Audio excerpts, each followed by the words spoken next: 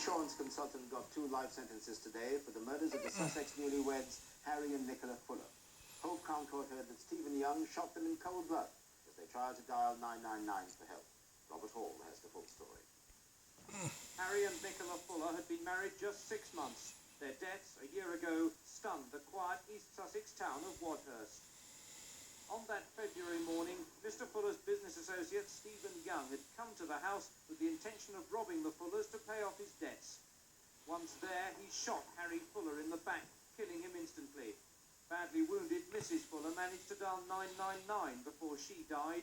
On the British Telecom log tape, the sounds of Mr. Young's footsteps as he searched the house for cash.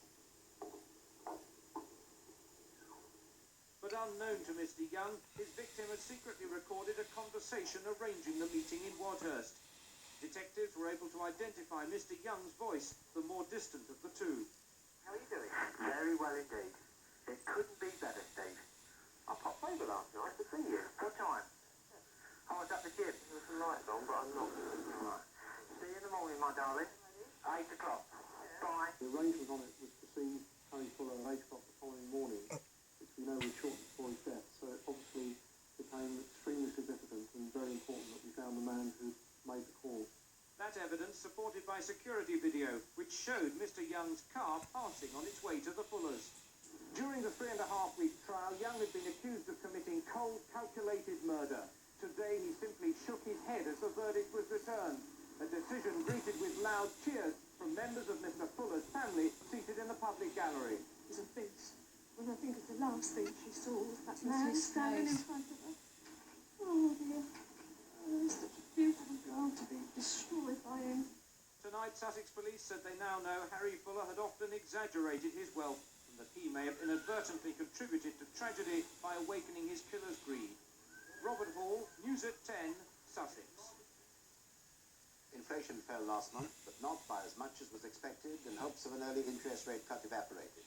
The headline rate went down from 2.5% in January to 2.4%. Here's our industrial correspondent, Stephen Kay. First came the January sales, with heavy discounting in the shops. Then came the price rises on shoes, clothing and other household goods, factors all working together to produce poor inflation news. The city was disappointed. Share prices tumbled as hopes of an early cut in interest rates faded. But economists still believe the Chancellor has room to act. There are no real signs of inflation. It's really taking off again. We don't have a booming economy. And under those circumstances, I'd have thought at some point he will find an opportunity to be able to cut interest rates again. That would please building societies, and today the Halifax promised to help homeowners if the government decided to cut rates. We've issued a challenge, so to speak, to the government and the Bank of England. And yes, we will cut. Today's inflation news raises fears that manufacturers and retailers are trying to increase prices, but many companies like Tiptree Preserves are now finding that competition is so severe, it's really too risky to put them up now. People who are quite concerned about the possible tax increases they're going to experience. I think many people are still reeling probably from the recession in general. And they're rather loath to pay more than they absolutely have to. Which means the downward pressure on inflation will continue. And when the April tax rises start to bite, consumers will be even more price conscious, always on the hunt for bargains. A stomach bug can ruin a holiday or even a business trip. Everyone's susceptible, even Mrs. Thatcher succumbed on her trip to Chile, and there's not much you can do about it. But now, doctors working with British soldiers in the tropics have stumbled across a new treatment. Eric McInnes explains. An upset stomach can easily ruin a good holiday.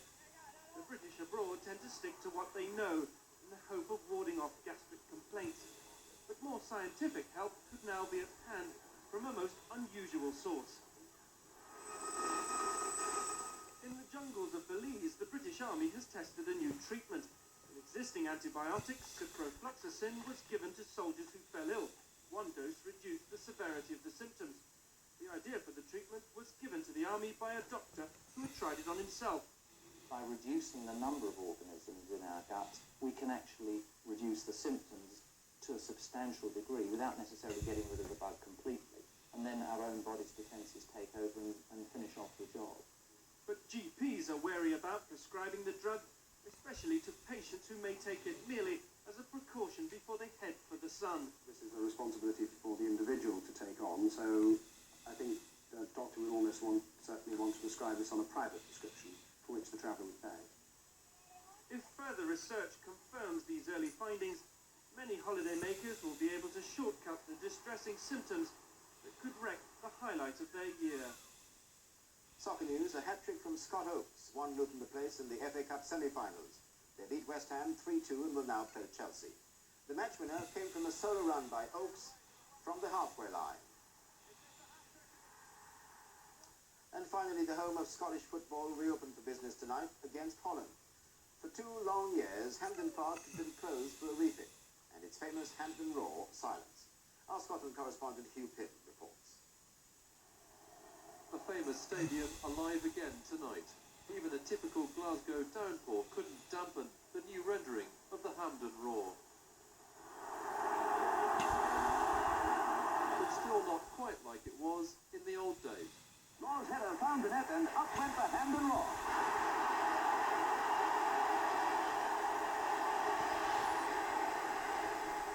The Hampden Roar was so loud you could hear it down in Carlisle if the wind was the right direction.